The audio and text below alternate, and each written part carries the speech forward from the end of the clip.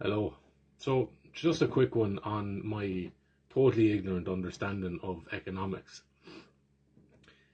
The the stock market, right, has plummeted, which means people aren't confident in the status quo, right? Markets are shaky, people don't know what's going to go boom, what's going to go bust, right?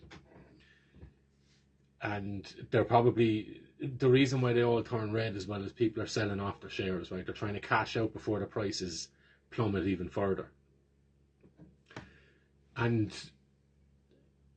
in Ireland, because they're all singing from the same hymn sheet, right? It's going to be Trump is crashing the economy, and everyone's going to be poor, and it's Trump's fault, right? The economy is separate to the stock market, right? The stock market is like people's gambling on the economy, right? And the economy can shift, and the stock market can shift. But the stock market can go all over the place as well, while the economy kind of relatively stays the same, right? And to get ahead of some of the doomsday scenarios that people might, Irish politicians is what I'm talking about, and the media as well, and economists and the experts and the academics and all these guys, right? What they might start talking about is the GDP falling, gross domestic product, right? The GDP in Ireland falling, which, and it might fall by 10, 50, 100 billion, right? And that might sound catastrophic to myself and to yourself, right? The economy is falling apart. However, it's important to distinguish between the GDP, gross domestic product, and the GNI, right? Which is the gross national income. And the difference between the GDP is this is all of the money, wealth that's been created, accumulated in Ireland, right? However, and that's estimated at around in 2023 510 billion euros, right? Loads of money. However, the GNI, the gross national income, it evaluates or estimates the amount of money that is generated in Ireland that stays in Ireland, relatively speaking, right? And that's estimated at about 290 billion. So while we have one of the highest GDPs in the world, right, I think it averages out at, in 2024, at about 127,750 US dollars per head in Ireland on average, right? However, when you take out all of the money in Ireland that is going to be sent abroad anyway, right, we are left with a GNI per capita of about 55,000 euros, right? So there is room to massage these numbers, to use these numbers in a not fully transparent way and say our GDP is after tumbling by on average 30,000, right? That's fine. A lot of that is money that is going to leave Ireland anyway and is never going to go into your pocket or never going to see your bank account or never going to see your wallet, right? So it's money you're never really missing anyway. And I just add this into this is just my own thoughts as well on it, right? And people can fire shots at it all they want and pick it apart.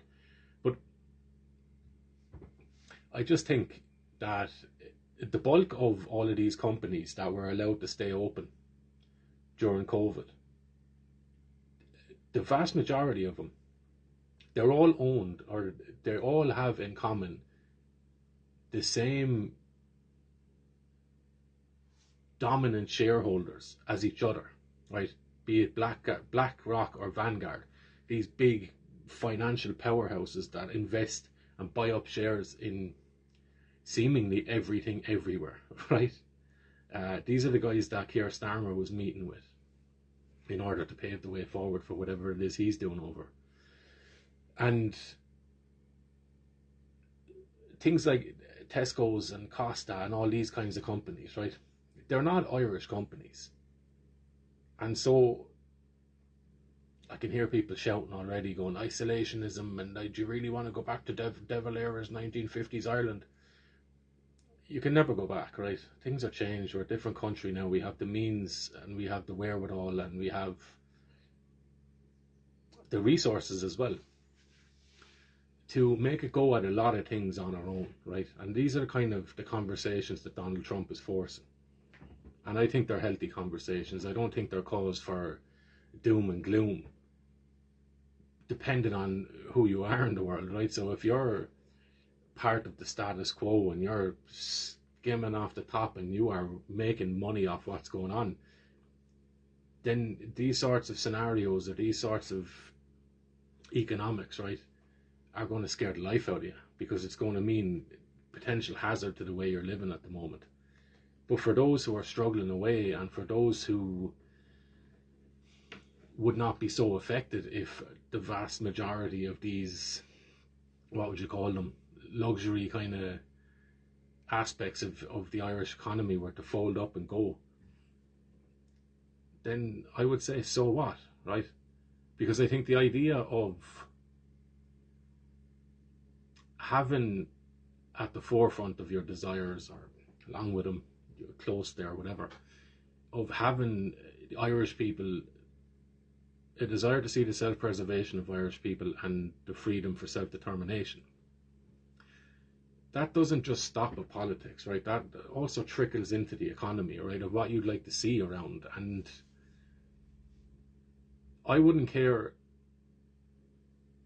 or I would care, if our economy was the biggest in the world, right, full of growth, blossoming all the time, but the streets were just filled with these Turkish barbers and vape shops, and shops that benefit what percentage of the population? Like, where is there any real benefit for that, right? Never mind the questionable nature of a lot of these places. But I would much rather see Irish-owned businesses on the streets than loads of Starbucks, loads of Costas, loads of these multinational foreign companies, right?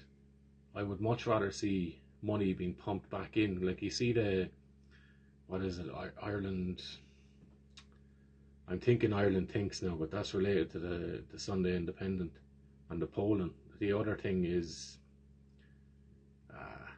Rethink Ireland or something, I think it is. And it is hang on now.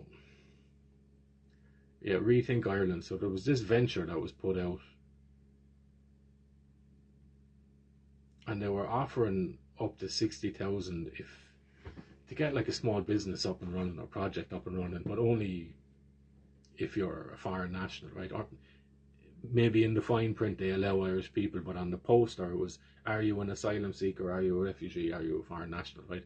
If so, come and collect your cash.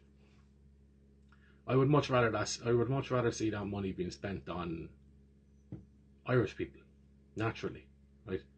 So if we're looking at the future for Irish people, we have to include the economy in that, right? And there's obviously bold decisions that need to be made, decisions that would be unpopular with a lot of people, but there's absolutely no reason why Irish people cannot be given preferential treatment and dominant status in their own homeland, right? And if people aren't okay with that, then they can go home and have dominant status in their own nation, right? But you don't get to carry the same attitude you have when you're in your house into your friend's house, right? You just don't. And nor do you expect them to bring the same kind of carry on that they have in their house into your house. Simple courtesy, right? So don't be falling for doom and gloom if Irish politicians start talking about the falling trajectory of the GDP, because more than likely it was money that you're never going to see anyway, right? What's much more interesting is to focus on the GNI, right? The money that actually is created in Ireland and stays in Ireland.